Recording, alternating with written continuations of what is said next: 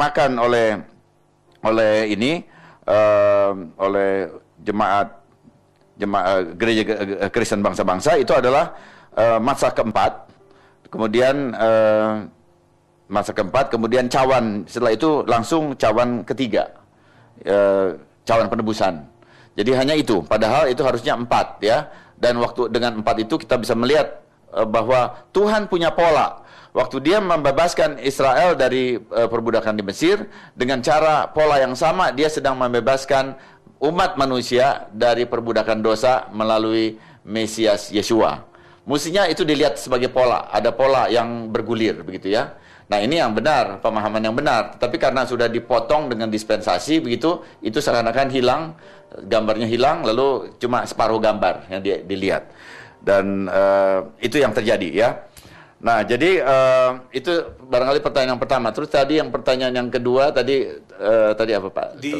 Kebanyakan teman-teman pendeta di dalam perjanjian atau Brit Sadasa, setiap kata roti dihubungkan dengan perjamuan suci. Setiap ada kata anggur, ini adalah perjamuan juga, perjamuan juga. Karena inilah tubuh dan inilah darah Yesus Masih. Itu karena juga sekali lagi bahwa itu tidak paham budayanya. Jadi budaya Ibrani itu budaya yang dibangun oleh perintah-perintah Tuhan. Ya, jadi Sabat misalnya. Di situ ada roti, di situ ada anggur. Di Sabat. Setiap Sabtu dan tapi saya itu melakukan bukan perjamuan. Dan itu bukan perjamuan yang Yeshua, bukan seder Pesa. Jadi itu roti dan anggur itu satu hal yang biasa di dalam budaya Ibrani. Roti dan anggur adalah hal yang biasa dalam budaya Ibrani. Ya, itu mereka kalau ada misalnya seorang pria ya, pemuda melamar seorang wanita. Dia bawa anggur waktu dia ngelamar. Kalau dia bilang oke gitu, dia tuangkan anggur, dia minum sebagai tanda jadi deal gitu kan. Nah, itu udah biasa. Sekarang kita kan nggak ada toh, nggak ada di kita yang begitu kan. Nah, jadi itu mesti dipahami. Nah, di dalam cara penafsiran ya, dalam hermeneutics ya, ada barangkali yang sederhana aja ya. Kita harus lihat konteks. Kalau kita baca satu ayat dalam konteksnya, kemudian kita juga lihat grammarnya ya. Kata-katanya, leksikalnya dan sebagainya, kita bisa lihat, itu harus lihat. Kemudian yang ketiga, lihat historisnya. Jadi kita mesti taruh pikiran kita pada waktu itu ditulis. Penulisnya tuh bilang maksudnya apa gitu ya, memaksudkan apa. Kemudian yang keempat itu culture-nya. Nah ini budayanya. Nah, firman Tuhan yang disampaikan dalam Torah itu sudah jadi budaya dalam orang-orang Yahudi dan Israel ya. Jadi mereka sudah lakukan. Jadi waktu diperintahkan buat hari Sabat, rayakan, ingat dan kuduskan Sabat, mereka bikin jamuan. Nah, jamuannya itu juga mencerminkan apa yang Tuhan lakukan. Misalnya, saya setiap Jumat petang saya lakukan ini ya, dalam keluarga dengan anak-anak, istri anak-anak, semuanya melakukan. Kita pakai 2 roti beragi. Rotinya beragi, Pak. Kalah namanya.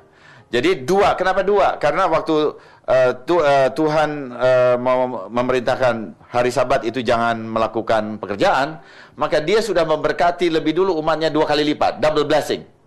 Jadi Tuhan minta umatnya jangan bekerja pada hari Sabtu, pada hari Sabat, tapi hari Jumatnya dia kasih double blessing. Ya. Artinya dia nggak usah kerja tapi tetap makan gitu kan. Amin. Amin. Nah, jadi itu kan Tuhan kita tuh luar biasa gitu. Nah, kita lihat tiap Sabat, tiap Jumat petang saya lihat itu bahwa Tuhan itu menghendaki memberkati kita dengan 2 kali lipat, bukan pas-pasan 2 kali lipat ya. Amin. Terus menerus setiap pekan kita tahu, kita lihat, diingatkan bahwa itu terjadi. Kita nggak baca ayat, tapi kita lihat roti itu dan kita ingatkan bahwa Tuhan memberkati 2 kali lipat. Jadi ada yang seperti itu. Jadi bagi orang Ibrani, roti dan roti, memecah roti atau anggur itu ya sesuatu yang umum, tidak harus itu berhubungan dengan jamuan seder Pesak. Ya. Karena di semua hari raya itu begitu. Coba nanti di Shavuot, itu juga ada 2 roti, Pak. 2 roti, ada kita nanti satu saat kita bahas ya. Juga ada minum anggur. Ya, jadi itu sesuatu yang biasa. Nah, cuma kita sendiri yang kurang pas itu menerapkannya.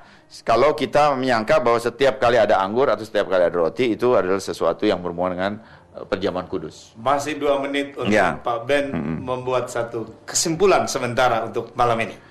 Iya, jadi dengan demikian kita tahu bahwa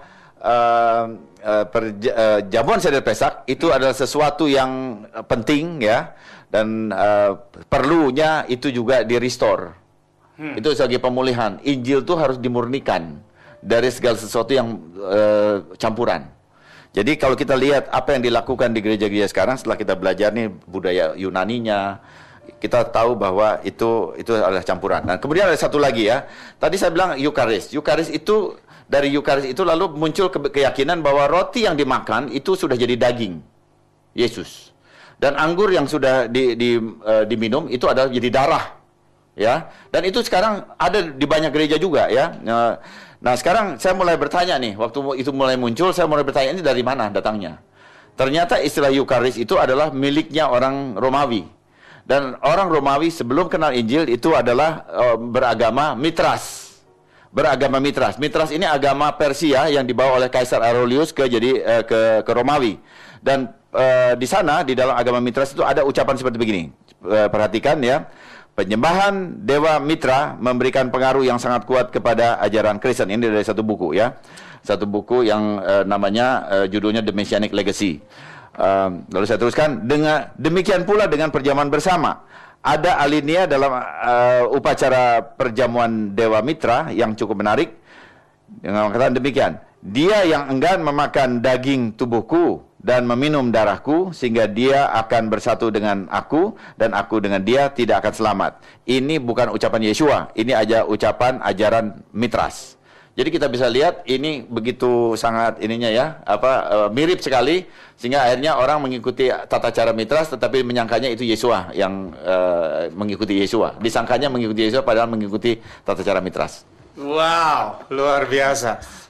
Satu hal, kalau sahabat masih mendengar suara kami di RPK, berarti kami masih diberkati 2 kali lipat.